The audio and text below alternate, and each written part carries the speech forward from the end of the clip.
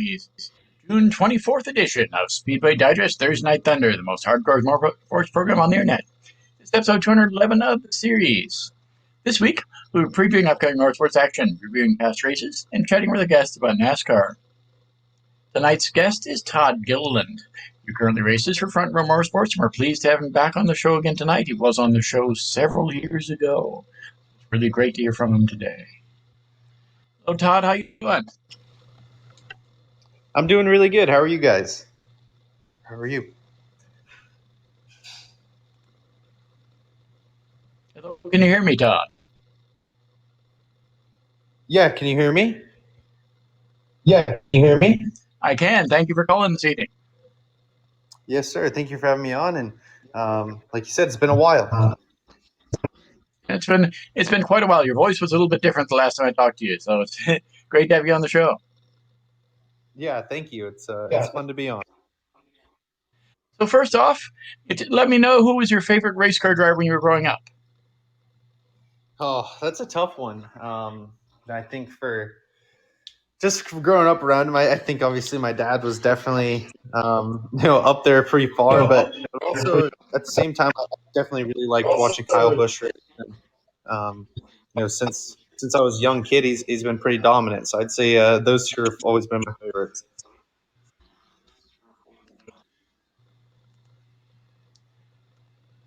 How's your season going so far? Is it going as well as you expected? Would you like to be doing better? I'm sure every driver would like to be doing better, but how's the season going for you so far this year? Yeah, I feel like it's been going really well actually. So we started off to kind of a rough start at Daytona, coming home with a wrecked race truck, but after the first 4 or 5 races, we definitely turned things around, and our last month or so have been really good. So I'm definitely really happy with where we are as a team, and just really can't wait to get to the playoffs. What are your goals going into the race at Pocono this weekend? I think it's crazy how fast your goals can switch. I think after the first few races, like I said, it was really just top 10. Even really, we ran outside the top 15 at the beginning, but starting on the pole this weekend after a strong place run at Nashville, I definitely think we could probably contend for a win. Awesome. About a month ago, the NASCAR Cup Series had their first experience in wet conditions. What can you tell us about racing in the rain? It's a lot of fun, really. I think I was super excited to do it a few years back in Canada. We qualified in the rain, but honestly, I had no fun that day. We struggled. I think since then, I've just to learn from it, and I had a lot more fun at Coda. I can tell you that our truck was really, really quick there, and just made the whole process a lot easier. But it's just like any other racetrack, really. You can only drive to the amount of grip that you have in your vehicle, and it's a lot of fun though sliding around. How do you prepare differently for this weekend's race than you do most of the time? I know this weekend is a double header weekend, so how do you prepare differently? How do you prepare yourself mentally for that, and how do you prepare the car? Yeah, I think over the last year or so, we've definitely been more accustomed to really preparing for anything. So I know the Cup Series ran a couple of them last year, and just to see them doing it again, it'll be cool in a circumstance where they don't have to. That it's what they planned. So I think that'll be cool. But I think honestly, the Cup teams are so prepared nowadays that all the parts are so well prepared and everything that the cars will last pretty easily 2 races if you don't abuse it in the first race, and same with the drivers. Everyone's in tip-top shape. I'm sure it'll be just as fresh for the second day as they are the first. On this show, we've been talking a little bit about the SRX series. We were really interested in seeing how it would get going. How do you feel about the SRX series, and do you think that there's ever any chance of you competing there? I think, from watching it, it's been super fun to see all the legends of racing across all platforms, come together. I was really too old or too young to really remember watching the IROC series at all. So I think what they've done is really cool. There's a couple young people. You saw Haley Deegan race, last week, a couple weeks ago, and then like I said, just a bunch of legends. So I think that's the coolest part of seeing the mix. But those guys have put on a great show so far everywhere, and it's really fun to watch because it's the same engine that's in our trucks and the same tire in a lot of places. So it's good to see those guys kind of racing and seeing them fight maybe some of the same issues that we do. I know going around the racetrack is a mentally tough thing. People have different ways of preparing for that and different things they're thinking about. What are you thinking about when driving around the racetrack at a high rate of speed? I think it surprises people how much you think about other things also at the same time. I know under green flag, you're definitely 100% focused on just like what's right in front of you, and it's actually really easy to lose track of even what's going on, in the outside of what you're racing at the time. So, but I think under caution, in the stands, look at the scoreboard, or if there's any screens, I'd always see replays or maybe some action going on in the race. So, but I think that's under caution, looking at all the resources you have available to you. What's your favorite racetrack you compete on? I think mile and a half stuff in the truck series is really tough to pass on, but I think one of the racetracks that's been really fun is Kansas. Is just being able to move up towards the wall and really have two or three lanes of racing to move around on. I think that's the most fun part. So Kansas has always been fun, but a short track that I really love forever is New Smyrna Speedway down in Florida. For Speed Weeks, models race down there for a week straight, and I think just as a young kid, that's your dream. So that place has always had a special place in my heart. And my final question for you this evening: what are your goals for 2021? I really think we could go out and compete for a championship in the truck series. So that's my main goal at this point is just see how far we can go in the playoffs. And a lofty one would definitely be to make the Final Four. I think once you get there, and I think that needs to be our goal is to put ourselves best for Phoenix. Well, I'd like to thank you very much for coming on the program this evening. It's great to talk to you again. Hopefully, we have a little bit of shorter time frame between our interviews this time and next time. Absolutely. Thank you for having me on. And like you said, it's good to be back. Thank you. Have a great night. Thank you. Once again, that was Todd Gilliland, who competes in the NASCAR Cup Series. He also does a lot of truck races, so be sure to follow him around. He's had an awesome career so far, and hopefully it continues. Are you a race car driver, crew chief, pit member, track owner? Maybe you're just a huge fan of the sport. Contact me and get your spot in this show. After all, you deserve 15 minutes of fame, and we'd love to hear from you. The easiest way to do that is to visit speedwaydigest.com and go to the racing news section. There you'll find the contact information for me, Adam Sinclair. It's easy to find down there. This has been a pretty busy week for the show. We hope you can join us again next week. We're going to try and talk to another member of the NASCAR staff there. I think Anthony Alfredo is the guy we're planning on having on the program next week. So that'll be pretty cool. It's been some time since we've had this show. It's been about a month of off time, but we're trying to get back in the saddle full time now, and we've got a lot of plans for the future. This weekend, as I stated, the NASCAR is going to be heading up to the Poconos for the Pocono Mountains 350 on Sunday, the Pocono Organics 325 on Saturday. Both of those are Cup races.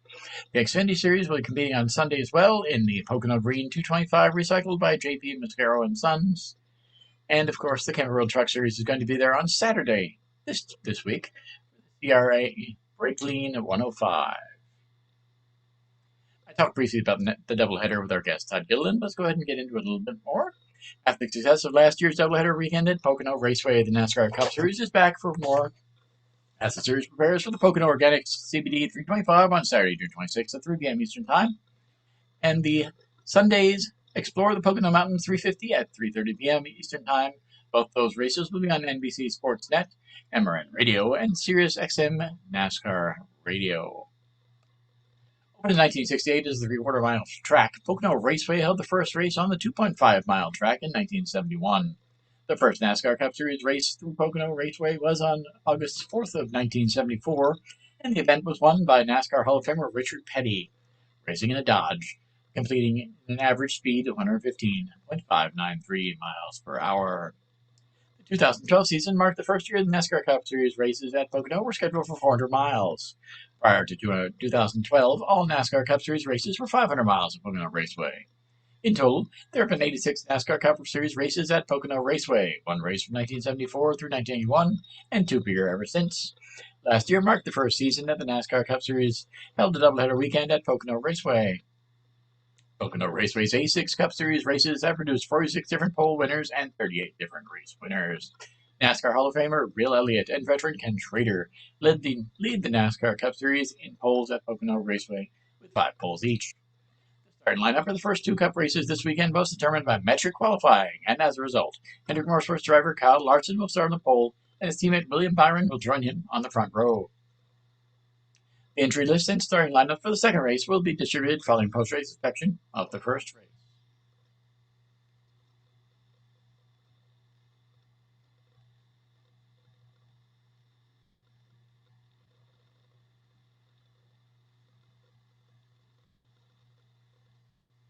When it comes to racing in the NASCAR Kimbrell Truck Series, no track is more unique than the 2.5-mile paved 3-turn Pocono Raceway, aptly named the Tricky Triangle. This weekend, the series heads to Pennsylvania for the CRC Breakley 150 on Saturday, June 26th at noon Eastern Time on Fox Sports 1, MRN Radio, and SiriusXM NASCAR Radio. Pocono Raceway has hosted 11 Camping World Truck Series races. The first Camping World Truck Series race at Pocono Raceway was on July 31st, 2010, and the event was won from the pole by Elliott Sadler in a Kevin Harvick Incorporated Chevrolet. The 11 Truck Series races at Pocono Raceway produced 8 different pole winners and 11 different race winners, with 3 of the Truck Series races having their qualifying sessions canceled. The series lead in poles is shared among the 8 different drivers with the pole: Elliott Sadler in 2010, Kevin Harvick 2011, Nelson Piquet Jr. 2012, Kyle Larson 2014, Eric Jones 2015, Ben Rhodes 2017, Kyle Busch 2018, and Austin Hill in 2019. The 2013 and 2016 races had qualifying canceled due to the weather, and last season's starting lineup was determined by random draw due to the restrictions brought on by the pandemic. Kyle Busch Motorsports driver Kyle Busch leads the series in wins at Pocono Raceway with 2 victories, 2015 and 2018 respectively. Busch is also the only driver entered this weekend at Pocono Raceway in the NASCAR Camping Truck Series race. This weekend's starting lineup was determined by metric qualifying, and as a result, Front Row Motorsports' Todd Gilliland will start from the pole, and GMS Racing's Dave Smith will join him on the front row. Again, we're very pleased to have Todd Gilliland join us on the show this evening. It was very informative to have him on the program, and it's been several years since we talked. The NASCAR Xfinity Series will kick off Sunday doubleheader with the NASCAR Cup Series on June 27th at Pocono Raceway, with the Pocono Green 225 recycled by J.P. Mascaro and Sons at noon Eastern Time on NBC Sportsnet, MRN Radio, and SiriusXM NASCAR Radio.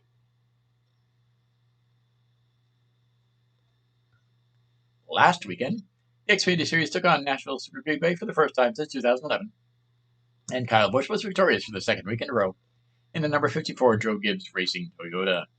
The win also gave Busch his 100th career Xfinity victory, making him just the 3rd driver in NASCAR history to win 100 more races in a single series. Justin Allgaier finished runner-up to Busch, and Harrison Burton finished in 3rd position. Josh Berry finished 4th, Nate Allmendinger 5th, Brandon Jones 6th, Jeff Burton 7th, Noah Gragson 8th, Austin Hill 9th, and Riley Herbst rounded out the top 10. The race saw 8 cautions for 46 laps, with 12 lead changes and a margin victory of 1.110 seconds. This weekend, the series prepares for Pocono Raceway, and by virtue of metric qualifying, Harrison Burton will lead the field to the green flag, with Justin Allgaier joining him on the front row. Of course, NASCAR isn't the only game in town this weekend, and it hardly ever is, but it is the big 400-pound gorilla, or 800-pound gorilla, or the ton gorilla if you're going to go for that. It'll be pretty awesome to see them go around Pocono this weekend. Pocono is a pretty cool track, and it's always interesting to see how NASCAR handles the weekend. This weekend will be NASCAR. Will be inside Watkins Glen. So it's cool to see the NS racing go around watching. I know he's been testing there last week. This will be the first time in the New York track for more than a year that the paddock area will be open for spectators, so that'll be awesome to see that. And it'll be interesting to see how Watkins Glen goes off without a hitch this weekend. It does. Some formers of motorsports like to brag about the close competition and parity. The GT Daytona division of the IMSA WeatherTech Sports Car Championship lets on-track product do all the talking. And then number 23, NASCAR. Number 23, Heart of Racing team, Aston Martin Vantage GT3, driven by Ross Gunn and Roman DeAngelis, won the Chevrolet Sports Car Classic at Detroit's Belle Isle Park 2 weeks ago. Not only was it the first victory for the marquee in the WeatherTech Championship competition, it also marked 7 different manufacturer wins in the last 9 GTD events, dating to the Mid-Ohio race in September of last year. While that made no role in a spec series where competitors just equally matched equipment from a single supplier, the 7 GTD winners represent 7 different distinct cars from 7 manufacturers, not to mention 8 teams. The number 96 Turner Motorsports BMW M6 GT3 pairing of Bill Oberlin and Robbie Foley, who's been a really good friend of the show as well, are the only other 2-time winners in GTD over the last 9 months of competition. In addition to Aston Martin and BMW, other manufacturer winners during the stretch have been Lexus, Ferrari, Acura, Porsche, and Mercedes-AMG. At Detroit on June 12th, the number 39 Caravan with Peregrine Racing Audi R8 LMS GT3 crossed the finish line ahead of the number 23 Aston Martin, but their truth moves to the rear of the results list when a post-race audit showed the team's refueling time was faster than the minimum time listed on IMSA's balanced performance table for the GTD class. While Audi now has to wait to achieve its first GTD win since 2017, Aston Martin was able to belatedly celebrate the marquee's first victory in the category. Heart of Racing team principal Ian James, who co-drives the North 23 and IMSA Michelin Endurance Cup events, including this weekend's Salem 6 Hours of the Glen, has witnessed last weekend's Salem 6 Hours of the Glen. I think this weekend. Has witnessed Aston Martin's increased commitment to motorsports since being acquired by a consortium led by Lawrence Stroll that included full acquisition and rebranding of a Formula One team. The marquee's presence in worldwide sports car racing has increased greatly over the last decade, resulting in 47 wins in FI World Endurance Championship competition, including 4 at the 24 Hours of Le Mans and multiple championships. A strong alliance with Aston Martin was the foundation James used to revitalize the team's Seattle operation after 3-year hiatus, rebranding it as the Heart of Racing team in 2020.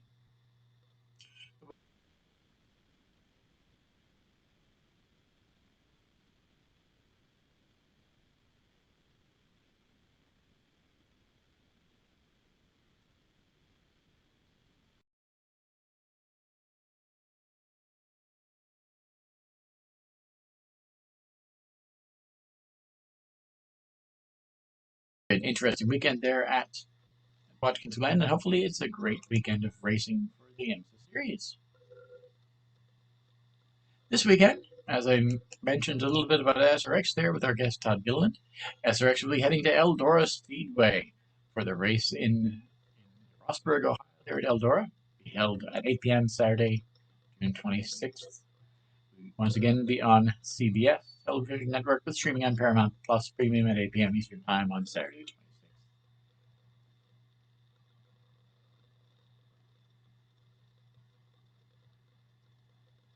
There are lots of all-star crew chiefs and 3 veteran crew chiefs there taking part this weekend. Mike Beam, Jeff Hammond, Todd Parrott will be there this weekend, which should be pretty cool. Racing in the competition this weekend, of course, are the drivers Marco Andretti of Nazareth, Pennsylvania, Helio Castroneves, who lists his hometown in Sao Paulo, Brazil, but we all know that he's actually from here in South Florida. He spent most of the time in Fort Lauderdale. Bill Elliott of Dawsonville, Georgia, Ernie Francis of Fort Lauderdale, Florida, might even be a neighbor of Helio Castroneves. Tony Kanaan of Salvador, Brazil, who's also a South Florida resident. Bobby Labonte of Corpus Christi, Texas. Lindsay Ribbs of San Jose, California. Tony Stewart of Columbus, Indiana. Paul Tracy of Scarborough, Ontario. Michael Waltrip of Owensboro, Kentucky. Now, I could say that I've had mixed opinions of the SRX series. I watched the first race. I watched highlights of the second race. I'm probably going to watch the second race tomorrow, and I'm hoping to watch the race from Eldora. Eldora is always really cool.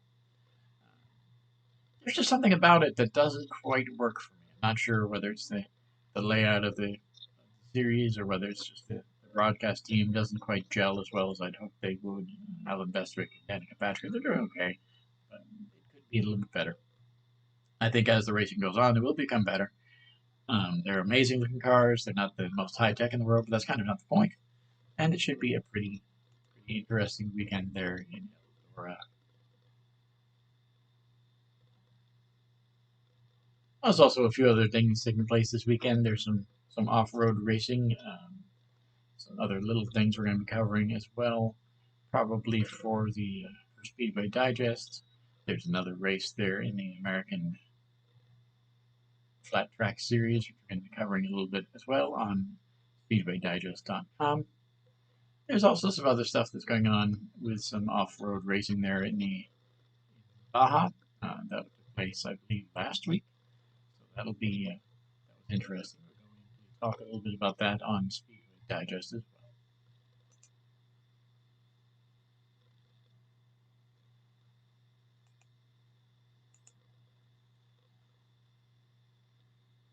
Be sure to check out past episodes of Thursday Night Thunder, as well as the other shows on the Speedway Digest Radio Network at speedwaydigest.podbean.com. And also check out the show on Facebook by searching for Speedway Digest Thursday Night Thunder in the search bar. I also invite you to read the articles covering all aspects of motorsports at speedwaydigest.com. As I stated, I'm working on several different awesome articles there for speedwaydigest.com. I also want to do some more profiles of racing drivers. I do have a couple that are in the bag, which I might end up posting sometime in the next week or so. I'm just looking to see what I've got hiding there. It's always a good time to highlight the efforts of local and national racers.